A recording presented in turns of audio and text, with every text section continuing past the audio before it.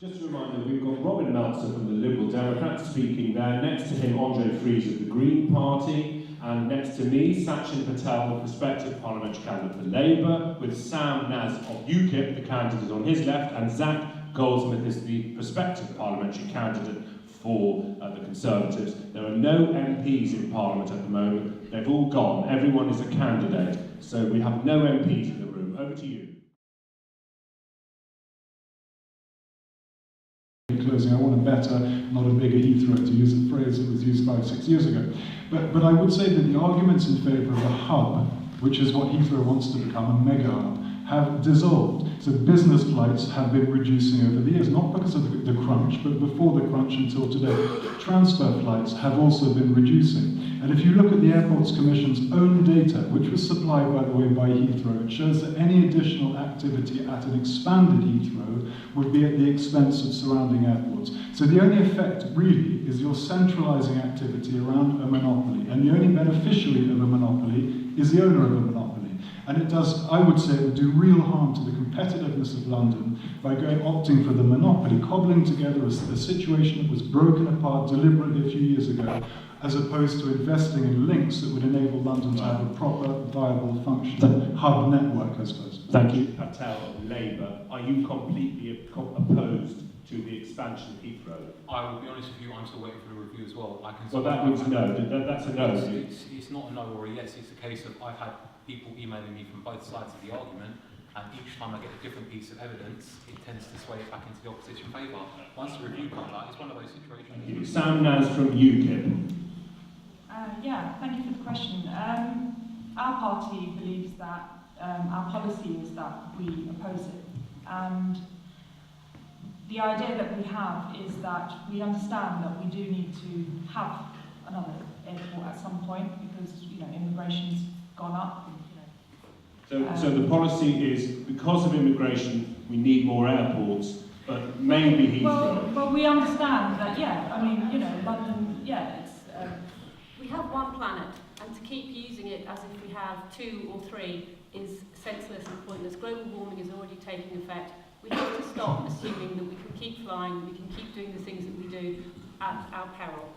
Therefore, there is absolutely no way that we can expand Heathrow Airport or any other airport in the South East, and that is a Green Party fundamental issue, and that's one thing that we will never be moved from. Chris, no one is I'm not advocating that there should be no flights and no business flights. What I'm saying is that Heathrow expansion is the last possible choice and it should never happen.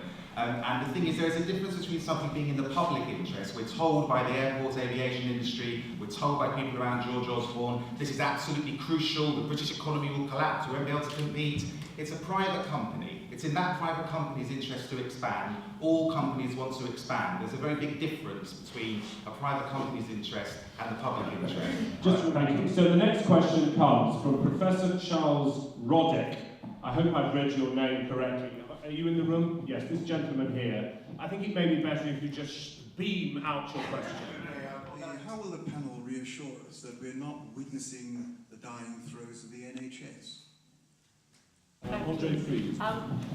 The Green Party, like me, sees the NHS as fundamental to the health of the UK and the people who live here.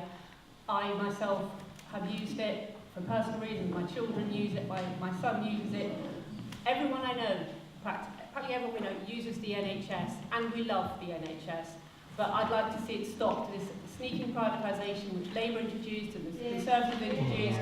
The Green Party would repeal the 2012 Social Care and NHS Act, which has allowed the privatisation to continue further.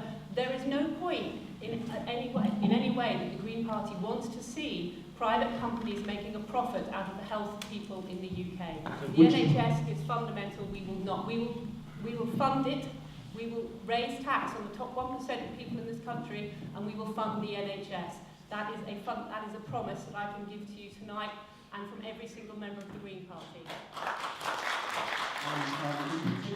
I give you my promise right now, as a 27-year-old sitting in front of you, While I am alive, I will make sure I fight tooth and nail to eradicate the stuff that's happened to the NHS and to make sure it's improved for future generations. I don't want my children to grow up without an NHS. I don't want my grandchildren to grow up without an NHS. I don't want your children or your grandchildren to have to suffer the things that have happened in the past. We've got this beautiful jewel in the crown. We need to take care of it. And I promise you right now, if elected, I will fight tooth and nail to make sure I do that for you.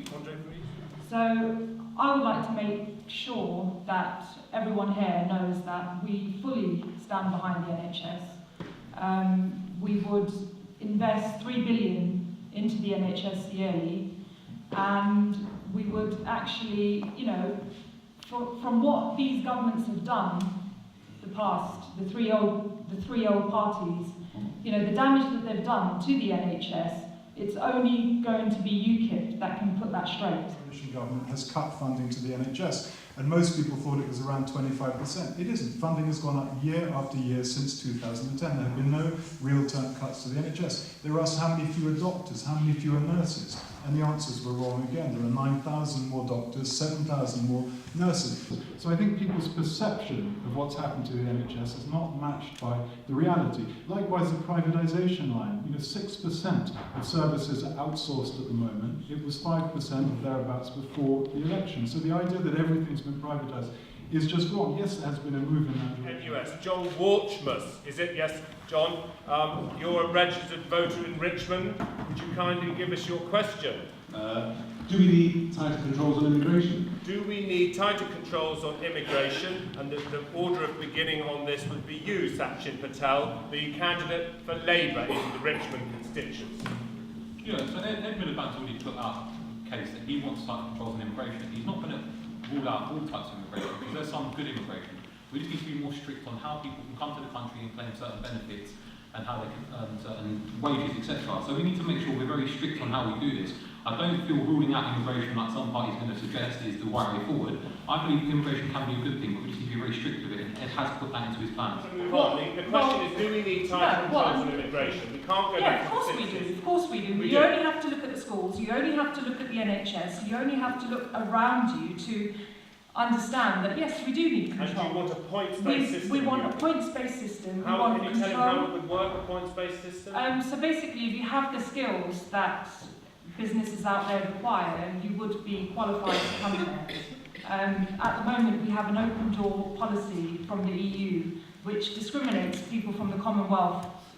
So yes, we do, but the difficulty we have, and this is where I will be veering towards Sam's position. I do think it's unfair when you have a situation which has open door policy within Europe, but as a consequence of political promises to reduce immigration, it requires you to have an almost completely closed policy to everyone outside of Europe.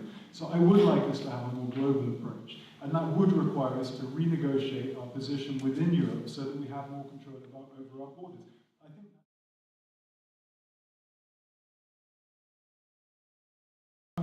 I have to say I was probably in a minority in my party in not being hostile to the idea of a coalition at the last election.